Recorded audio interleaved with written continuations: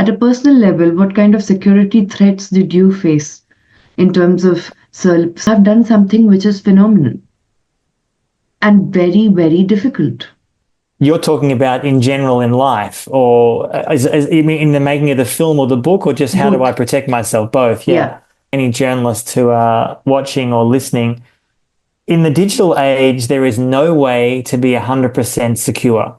I'm not talking about my personal safety. I'm talking about my digital safety. Most of us, all of us use mobile phones, whether it's iPhone or Android. Any digital footprint can be traced. And for those who say, yes, but I use WhatsApp or I use Signal, encrypted apps, what we show in the film and the book is that if your phone is compromised by, for example, Israeli spyware, all those apps are used.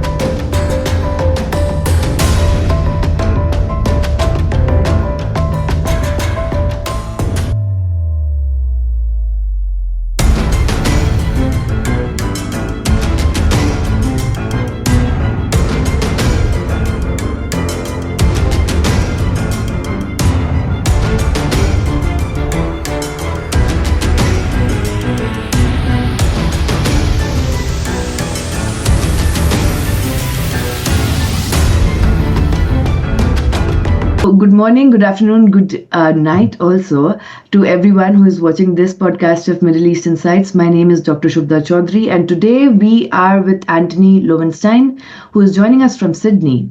And we are going to talk about his book, which was written in 2023, Palestine Laboratory, and also the documentary series that was made. He made it also with Al Jazeera. And just a brief about Antony. Antony Loewenstein is an Australian-German independent freelance investigative journalist. He's a best-selling author and filmmaker. He's also the co-founder of Declassified Australia. He has worked in dozens of countries around the world and was in South Sudan in 2015 and East Jerusalem from 2016 to 2020. He has written for New York Times, Guardian, Washington Post, Al Jazeera English, New York Review of Books, and many others. In 2025, he released a documentary series on Al Jazeera English, The Palestine Laboratory, adapted from his global best-selling book of the same name in 2023, which was published. So without wasting, and everyone has to like and subscribe. So without further, wasting time, my first question to you, sir, is that as an author and as a filmmaker, how difficult was it for you to keep traveling to Gaza, West Bank, and maintain the footage that you had shot or the notes that you had taken while crossing the checkpoints and everything? Let me first start off by saying thank you for having me and thank everybody for joining us tonight, either live or if they see it on YouTube. I guess you're talking about the film when you asked that question, yes. So I have not been to Gaza recently. I've been to Gaza many times, and for viewers who are not aware, Israel has not allowed any international journalists to enter Gaza since the war on Gaza began about in October 2023. Some of the footage which you see in the film, it's a two-part series, was shot by Palestinian journalists in Gaza. Then they would transmit that via satellite to Al Jazeera, and we would be able to see that and choose whatever footage we wanted. For the making of the film last year, I traveled to 7 countries in 2 months. One of them was Israel-Palestine, Israel itself, and also the West Bank. And there's no doubt that we were very aware of not having too much footage with us at the same time, always backing up. I mean, this is the rule of filmmaking or journalism anyway. You don't want to have too much material on you in case you are stopped by police, some authority, and they confiscate it. That's a real problem. So the film really is a global investigation adapted from my book, and I went to Mexico, Greece, the US, India, South Africa, Israel, Palestine, and London in the UK. And to really show, so the first part is set in Israel, Palestine, which really shows people what the laboratory means. How is it developed? How is it used against Palestinians? Palestinians are used as really guinea pigs to be tested on, weapons, surveillance, border tech. And the second part, and all these films, by the way, are easily available on Al Jazeera and on YouTube. You can find them all for free online on my website and elsewhere. That the second part really is where I go around the world and I say to people, okay, we think it's bad in Palestine, which it is. Now you can see that this technology is spread and sold to huge amounts of countries around the world, including your country, India, to repress people in those countries, whether it's Mexico, India, South Africa, wherever it may be. So the film is supposed to be then. It came out last couple of weeks and the response has been amazing. It's been seen by huge amounts of people. The challenge now is to change the policy. People are aware of it, and that's, of course, more challenging. Yeah, and everyone who's a journalist in India who works in international affairs or even diplomats, everyone has a copy of your book here, like hard copy of the book. But my second question, sir, is that at a personal level, what kind of security threats did you face in terms of surveillance, in terms of any kind of tacit following, which is happening over you, any kind of intelligence gathering over you? How difficult was it? Because you have done something which is phenomenal and very, very difficult. You're talking about in general in life, or you mean in the making of the film or the book, or just how do I protect myself? Both, yeah. I mean, I guess I'd preface my answer by saying, and for any journalists who are watching or listening, in the digital age, there is no way to be 100% secure. I'm not talking about my personal safety. I'm talking about my digital safety. Most of us, all of us use mobile phones, whether it's iPhone or Android. Any digital footprint can be traced. And for those who say, yes, but I use WhatsApp or I use Signal, encrypted apps, what we show in the film and the book is that if your phone is compromised by, for example, Israeli spyware, all those apps are useless. They're totally irrelevant because if someone can get control of your phone, they can see your messages, your photos, whether it's to do with work or your personal relations with boyfriend, girlfriend, husband, whatever it may be. So, look, in terms of my personal safety, when we were making the film last year, just as a few examples, we did no social media when I was away. I use social media a lot for my work. We made no public announcements that I was in a particular country. I didn't say, hello, India, I'm here, obviously, or hello, Israel, I'm here. Not that it was a particular secret. I mean, obviously the governments knew that I was there. I mean, I had to cross a border. I had to show my passport. You can't get into a country secretly, really, anymore. But in terms of my presence, I was conscious that in some of the countries we visited, including India, including Palestine, I didn't necessarily worry about being shot dead, but did I worry about being maybe arrested, questioned about the work that I was doing? Because ultimately, for example, in India, in your country, we're doing work there which is very critical of the government, very critical of security services, very opposed to the often Israeli repression that the Indian government is using against its own citizens, either Hindus or Muslims or others. And we obviously worked with a lot of Indian journalists. None of those people can be named publicly. They're proud of the film, they're proud of the work, but they are aware that India, and to this will be aware of this, there are real threats against journalists in India, and that's been the case for years. So on one hand, if anyone honestly really wants to get me, they probably can, but you do what you can to protect yourself and your sources. Yeah. And you also mentioned about how facial recognition is now being used in Palestine and Gaza specifically, even if, the Gazans are fretting or depressed. Any kind of facial recognition can be very dangerous for them. Mm-hmm. So, what are the way? Because we normally know only about the Israeli Pegasus software, but what are the various kinds of technological developments that have taken, emerged in the past that you were able to understand? One of the things we talk about in the film, which is in the first part, episode 1, is that what Israel is trying to do is to make a so-called frictionless occupation. What that means is that the personal interaction between an Israeli soldier and a Palestinian, although it still exists, the vision is to make that interaction minimal, to use technology, facial recognition, biometric tools, artificial intelligence. And we have a person in the film, a Palestinian lady from Ramallah, which is a major city in Palestine. Mona Steyer is her name.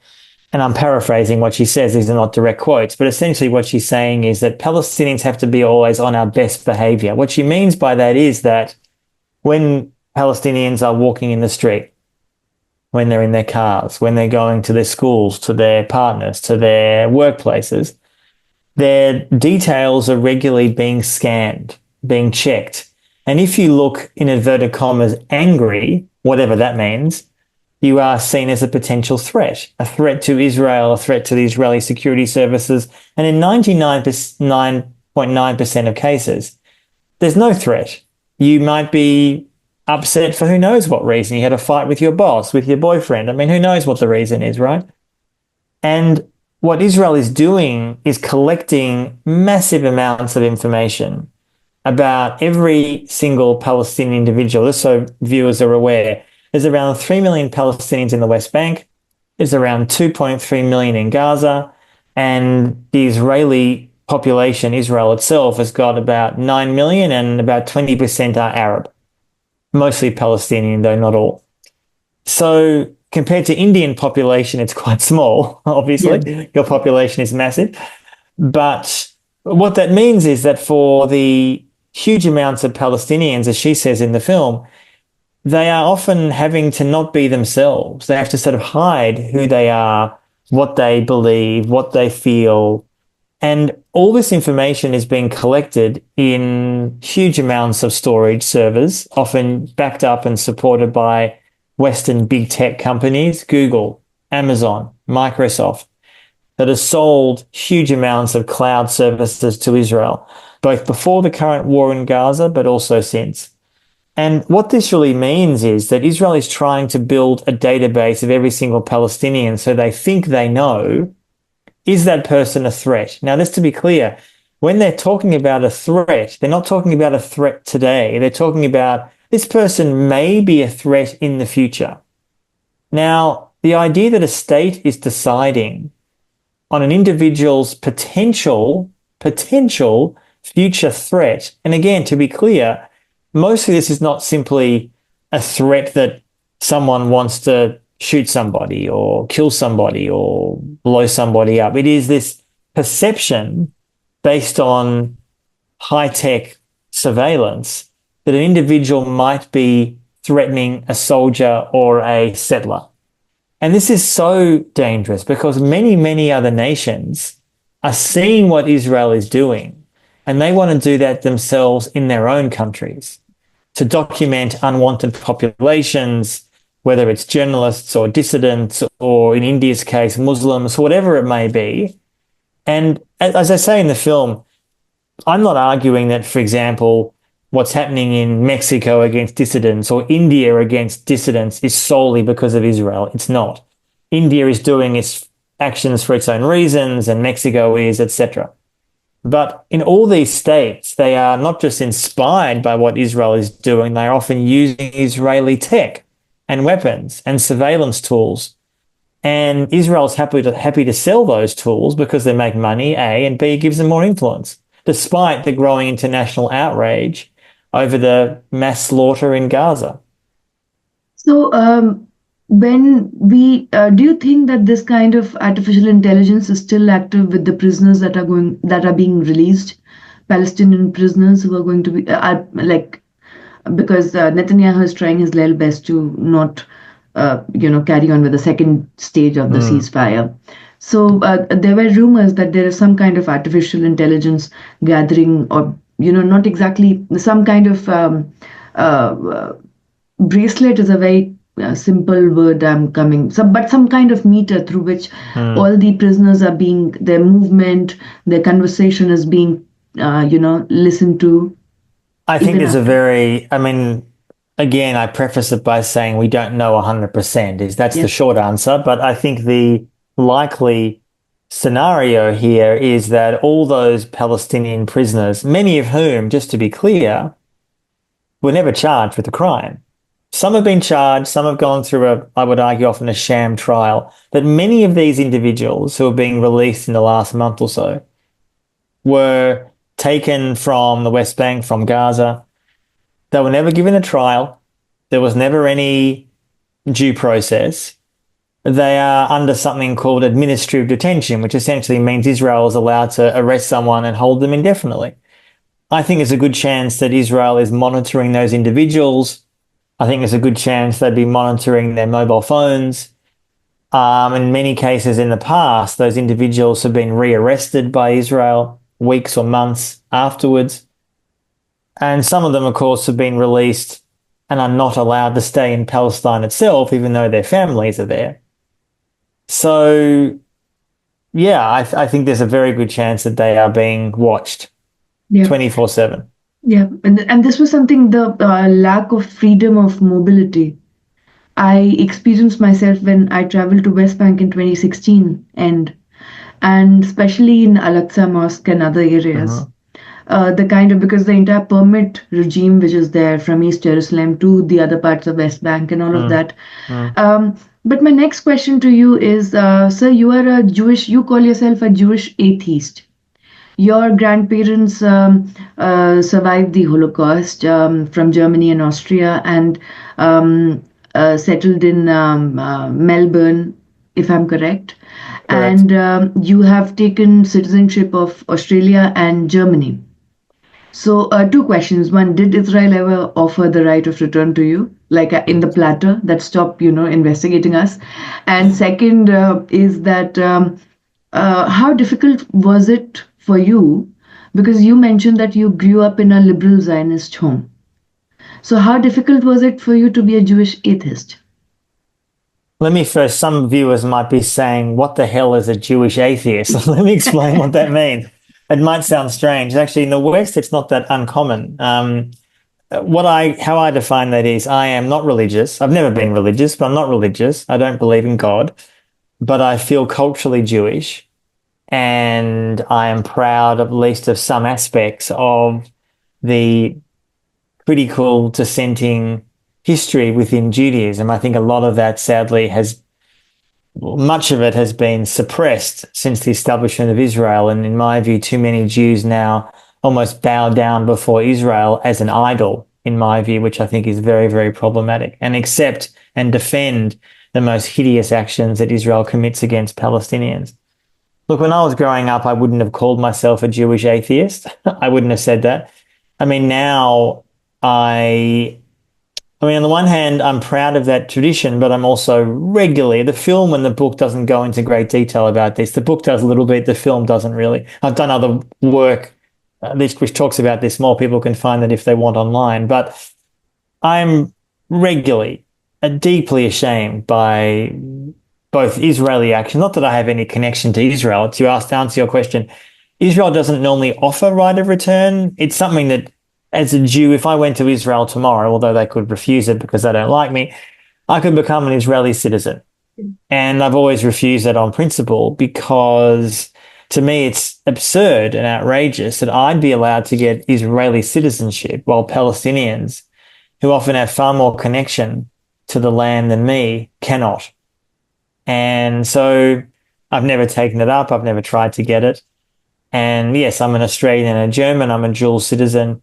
And I suppose for me, some of the work that I've done, again, not particularly in this book and film, but in my wider work, is really trying to articulate and explain to the wider community globally that there is a long tradition of critical Jewish thinking around this question that I think too often we see in our media. This idea that, well, all Jews support Israel. All Jews support Netanyahu. All Jews support what Israel is doing in Gaza or the West Bank. Yes, there are some Jews who do. That's obviously true. But so many and increasing numbers of Jews do not, because we're ashamed it's being done in our name as Jews. Israel claims to be it is the world's only Jewish state. Netanyahu often says, I'm the leader of the Jews. I mean, it's an absurd thing to say. I mean, there's about roughly 16 million Jews in the world. It's a very small population. Roughly half in Israel, half in the US, and then the rest is scattered around the world, obviously, Europe, Australia, and elsewhere.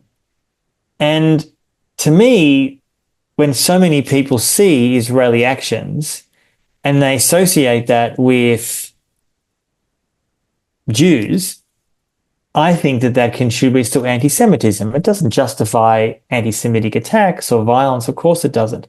But when Israel itself and many of its key Jewish diaspora backers say that we as Jews support Israel, we cannot be surprised if the wider community says, hang on a minute, Israel's committing horrible acts in Palestine. You're Jewish. That's your fault. Now, obviously, it's not my fault. I had nothing to do with it. I mean, I'm not involved. I've never, joined the army, of course. But I think it's important that we separate Jews and others who are Zionists, who believe in the concept of a Jewish state, and those who do not, and who argue, and I'll finish on this point, who argue as I do, that I think that the existence and the behavior of Israel, which has been now for close to 80 years, has made Jews much less safe. It is more unsafe to be a Jew in Israel than arguably anywhere else in the world. Now, what does that tell you about the existence of Israel and its behavior? I think it speaks for itself. No, it is. In fact, Netanyahu, no matter, like as you mentioned, that he believes strongly in authoritarian capitalism and all of that, he does not really is talking about the hostages in the kind of, it's like a propaganda tool which is used by like the facade or the optics of it. And the protests are continuing against him. And that is, and the kind of, sometimes I wonder like what it means to stay in Haifa or what it means to stay in Tel Aviv when you are completely, there are sirens 24 hours and you're in bunker rooms, safe houses, and you're in a constant level of anxiety. Yes, and that often leads to people following or supporting extreme policies. So if you are told day after day after day, which many Israelis are in their media, this is long before October 7, but certainly since, we need to destroy Gaza. We need to kill all Palestinians. That is how we're going to feel safe. That is how our anxiety will get less, which is a lie and a delusion. In fact, if anything, Israeli actions in Gaza have made Israelis and Jews more unsafe. I mean, no one can look at Gaza, which has essentially been destroyed entirely, and say, yes, Israel, for those who don't know, the distance in these places is tiny. I used to live in East Jerusalem.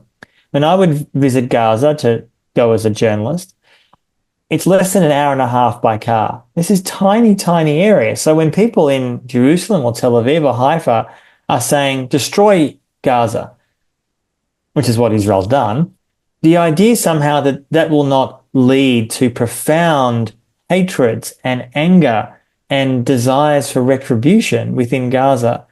How would it not? If you are destroying people's homes, their lives, their families, what does that lead to? Anger, resentment. That's not unique to Palestine. That's the case in lots of conflicts around the world, including, I would say, in Kashmir, amongst other places.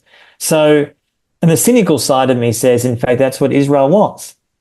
Israel wants to continue to make enemies because then it can justify, in inverted commas, endless Western support. And that was the case before Trump, and it's very much the case now that he is president. God help us all. He wants to, I don't know the idea of the Gaza Rivera, but I think it's more of a optical illusion. The entire focus is on the silent annexation of West Bank. It is. That's part of it. Yeah, and that is, Jared Kushner having massive investments in the settlements and all of that. But at the same time, I also do believe that uh, there was a certain kind of policy change that took place with Al Jazeera coming up because there was only CNN at one point of time. And do you think, my two questions are A, do you think other countries can level up and because they do have operational envy, as you say, with Israel in terms of technology? And second, do you think that your work is going to cause any kind of policy change looking at how the arrest warrants are now being, against Netanyahu, Yoav Galant, and all of that? At the international level, they are being like completely oblivious now. To answer your first question first, they're obviously, as I say in the book and the film, Israel is about the ninth biggest arms dealer in the world. So that means there are 8 other countries that come first. The US is number 1. It sells about 45% of the world's weapons. And other nations in the top 10, often France and Russia and others. And there's no doubt that Israel is viewed, particularly as a tiny country. I mean, just as an example, this week in the UAE, in the Middle East, in the Gulf, there is major arms fair. There are many, many Israeli companies there, as we speak, selling weapons that they have tested on Palestinians in the last 16 months. They say it openly. Now, they might not use that exact language, but that's essentially what's going on. And many nations, the Middle East, Asia, and elsewhere, look at that with admiration. And so to answer your question, how can that be challenged? I mean, to me, the only way this can ultimately be challenged is the arms industry and what I often call disaster capitalism. Some of my work in the past was around this issue, people making money from misery, essentially. Could be weapons, it might be other forms of repression, war. And without an arms embargo on Israel, as what happened with apartheid South Africa many years ago, it's hard to see how this situation will change because many other countries have looked at what Israel's done in Gaza with admiration, not shame, not outrage, not disgust, admiration. And they are saying to Israel, mostly privately, we would like a piece of that. Can you sell us the weapons and the tools so we can do that in our own countries against whoever, a minority, a journalist, Muslims, whoever it may be? And to answer your second question, look, I would love if my book radically changed policy. One of the things, when you're a journalist like I am, and I've obviously thought about these questions, you ask yourself, well, what is my ultimate goal in doing this? On the one hand, you want to make people aware of what's going on who maybe don't know or haven't joined the dots or are either completely ignorant or have sort of a bit of a sense but want it in a kind of easy, palatable way, so a book or a film or a podcast or whatever. On the other hand, I sort of feel like, well, once you put it in the hands of the world, the general public, then it's kind of almost out of your hands. Yeah. What is done, but now I've obviously had a lot of contact over the years with lots of people who, for example, would like to impose arms embargoes, including those in diplomatic circles. I can't speak so much for India, but other countries. And one of the challenges that we have at the moment is that we are in an age of complete impunity. That whether it's Putin's crimes in Ukraine to Netanyahu and his cronies in Gaza and elsewhere, there is no, although there are international bodies, the International Court of Justice is demanding that Netanyahu and, as you said, former Defense Minister Gallant are arrested. But as we've seen, many countries, including in Europe, have openly said, we have no intention of abiding by that. Now, what does that lead to? It leads to the laws of the jungle, which is no laws, no accountability, no transparency.